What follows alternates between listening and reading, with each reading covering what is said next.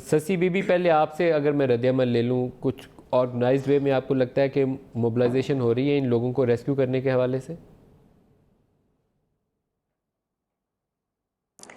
जो दिखने में और सुनने में आ रहा है टीवी पर ही ज़ाहिरी बातें ये हम देख सकते हैं या सुन रहे हैं। हमारे जो पार्टी के साथी हैं, भाई हैं, वो जो बता रहे हैं, ख़बर दे रहे हैं। बहरहाल बड़ा ही बुरा ये कुदरती आफ़त होती की तरफ से जो है ये हुआ है मसला।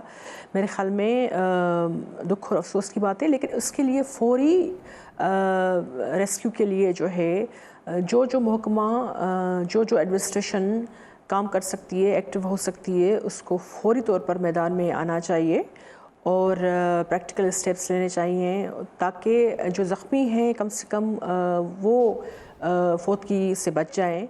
और जो फौत हुए हैं हम उनके साथ ताज़ियत करते हैं, दुख का इज़हार करते हैं। लेकिन ये हमारी अब एनडीएमए और पीडीएमए ये इदारे उन पर अक्सर जैसे आपने भी बात की या कि हमारे सेशंस में भी हम देखते हैं कि जब डिबेट में चीज़ें आती हैं तो क्वेश्चन मार्क लग जाता है उनकी कारकर्दगी के लिहाज से।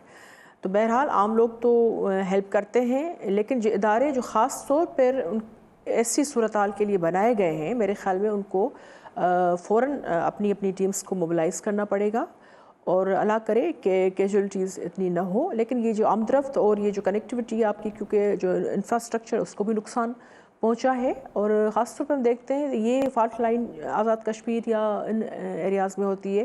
ख़ुद मैं जिस ज़िले से हूँ, ठट्टा या इवन कराची की जो साइली पट्टी है, वो भी कहते हैं किसी भी वक्त खुदा न खास्ता वहाँ भी ज़िलज़िला या सुनामी की तरह आ सकती है। लेकिन हम देखते हैं कि उसके लिए जो तैयारी होनी चाहिए गवर्नमेंट्स की तरफ से, चाहे वो नेशनल लेवल पर हो या लोकल लेवल पर, जो होनी चाहिए उसमें अभी बहुत ही इम्प्रूवमेंट की गुंजाइश है।